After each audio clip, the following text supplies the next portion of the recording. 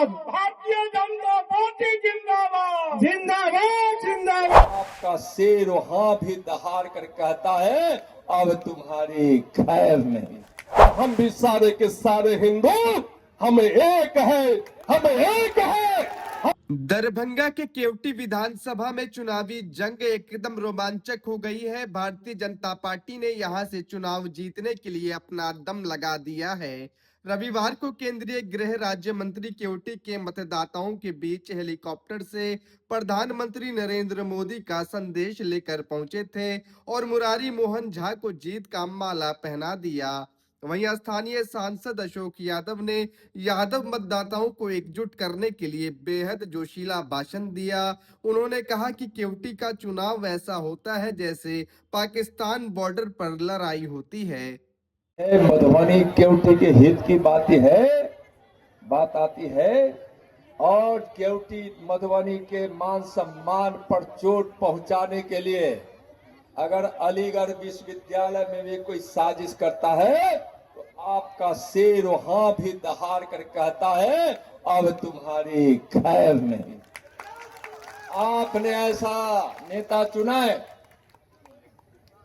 जिस पर भारतीय जनता पार्टी ने इतना भरोसा किया है और हम लोग तो सोचते थे कि हुकुम देव चाचा जी पद्म श्री लेने के बाद जब राजनीति को छोड़ेंगे तो नहीं लेकिन चुनावी राजनीति को छोड़ेंगे तो क्या होगा, इतने बड़े नेता की भरपाई भारतीय जनता पार्टी कैसे करेगी। लेकिन अशोक जी का बहुत बहुत बधाई जिन्होंने हुकुमदेव बाबू के विरासत को संभाला भी है और जो हुकुमदेव बाबू ने इस धरती पर जो इतिहास रचा है उस इतिहास में और कड़ी जोड़कर 4 चांद लगा रहे। आज यहां की जीत हमारे प्रत्याशी मुरारी मोहन झा जी की तो है ही, लेकिन अशोक यादव की भी जीत है और अशोक यादव जी का हम भाषण सुनते हैं, कहते हैं कि हमारी जीत हमारी नहीं, हमारी जीत तो हमारी जनता की है, हमारे कार्यकर्ताओं की है।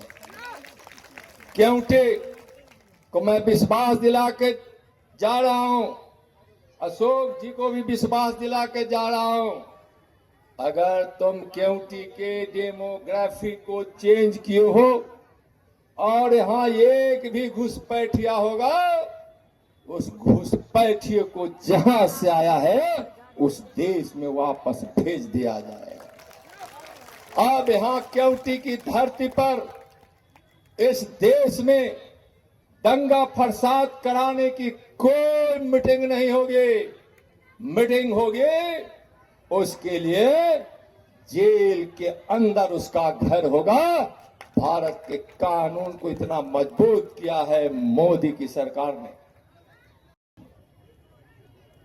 ये केवटी विधानसभा का चुनाव ये पुनः 5 वर्षों के बाद होने जा रहा है और केवटी विधानसभा क्या है? केवटी का विधानसभा जब चुनाव होता है तो लगता है कि हम पाकिस्तान के बॉर्डर पे जाके हम लड़ाई कर रहे हैं। हम इस जोश के साथ लड़ते हैं, लगता है कि हम कारगिल में जाके हम विजय का झंडा फहराना चाहते हैं। भाइयों बहनों, ये केवटी विधानसभा है। भाइयों एवं बहनों, जब 2005 तक यहां से राष्ट्रीय जनता दल के सांसद विधायक होते थे भाइयों, तो केवटी में क्या विकास हुआ था? आज जो प्रत्याशी लड़ने आया है उसके पिताजी भी 15 वर्षों तक यहां से सांसद रहे हैं और जो प्रत्याशी लड़ने के लिए आया है 5 वर्षों तक विधायक रहा है। भाइयों बहनों, लेकिन काम क्या हुआ? न कहीं रोड, न कहीं बिजली, न कहीं सड़क, न कहीं अस्पताल, न कहीं स्कूल। अगर काम कहीं हुआ है तो कब्रिस्तान का घेरा बंदी सिर्फ हुआ है, कब्रिस्तान का घेरा बंदी सिर्फ हुआ है बंधुओं भाइयों बहनों। मैं पहले भी कहता था, जब हम विधायक का चुनाव लड़ते थे तब भी हम कहते थे भाइयों बहनों कि केवटी को आजादी दिलानी है, क्योंकि 25 वर्षों तक एक ही लोग यहां के विधायक रहे और यहां का कोई विकास नहीं हुआ। 2005 में यहां से गुलामी टूटी, यहां के बहुसंख्यक लोगों में एक भावना जगी। अब लगता है, पहले लगता था कि यहां हम जीत ही नहीं सकते हैं, लेकिन 2005 के बाद हम लगातार चुनाव जीतते आए हैं बंधुओं, हम लगातार चुनाव जीतने आए हैं। हम ज्यादा नहीं कहेंगे, जो चुनाव लड़ रहा है 2015 में यहां से विधायक हुआ था, लेकिन भाइयों बहनों 2020 के चुनाव में केवटी की धरती को छोड़ के चला गया था। ऐसी क्या परिस्थिति हुई थी, इसलिए छोड़ के चला गया था तो उनके 5 वर्षों के कार्यकाल में केवटी में कोई विकास नहीं हुआ था और हिम्मत नहीं पड़ा था कि पुनः केवटी से हम चुनाव लड़े। चला गया था ग्रामीण में, ग्रामीण से भी चुनाव हार के आया और पुनः केवटी में चुनाव लड़ने के लिए आया है। चुनाव लड़ने का उसका एक ही आधार है, क्योंकि यहां मुसलमान भाइयों की संख्या अधिक है। अब उसको लगता है कि यादव भाई भी हमको वोट दे देगा, भाइयों यादव भाई भी वोट देगा। लेकिन आप लोगों से कहने आए हैं, हम मुसलमान भाइयों से पूछने आए हैं, बगल में दिखियार है, बगल में दिखियार है, बाबू सलम पर सबसे पूछना चाहते हैं कि नरेंद्र मोदी और नीतीश कुमार जी द्वारा दिए गए साधन का उपयोग मुसलमान भाई करते हो कि नहीं करते हो? अगर करते हो तो भारतीय जनता पार्टी को वोट क्यों नहीं देते हो? हम सवाल करने आए हैं। अगर आप कभी काम करते हैं तो आपको भी वोट देना चाहिए। अगर सांप्रदायिकता के आधार पर वोट करना चाहते हो, हिंदू मुस्लिम करना चाहते हो, तो हम भी सारे के सारे हिंदू, हम एक है, हम एक है, हम इस लड़ाई को निश्चित रूप से जीतेंगे बंधुओं। और अंत में कह देना चाहते हैं, यह कौन चुनाव लड़ रहा है? लोकसभा के चुनाव में इनके पिता अली अशरफ फातिमी हरा मुरेठा बांध के घूम रहा था। कैसा मुरेठा था? जो यूपी में अतीक अहमद बांधता था, मुरेठा बांध के लोगों को धमकाता था। लोकसभा में तो उसका मुरेठा उतर गया और केसरिया मुरेठा यहाँ के लोगों पर चढ़ गया।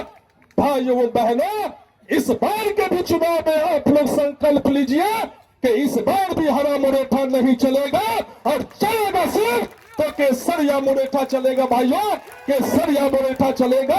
इसलिए आप लोगों से आग्रह निवेदन करने आए हैं कि पुनः यहाँ पे एनडीए का झंडा, भारतीय जनता पार्टी का यह झंडा गाड़ के हम लोग फिर से विकास के रास्ते पे जात पात। और अंत में कहते हैं, माई समीकरण कहते हो, माई समीकरण कहते हो। हम तो बार बार बिस्पी में भी जाकर मैंने कहा था, माई समीकरण वालों, बिस्पी में और केवटी में बोलता हूं मैं, अगर माई समीकरण की बात करते हो तो बिस्पी हो या केवटी में हो, राजद के लोगों ने यादव को टिकट क्यों नहीं देते हो? भाइयों, राजद को टिकट नहीं देते हो, यादव को टिकट देते हो।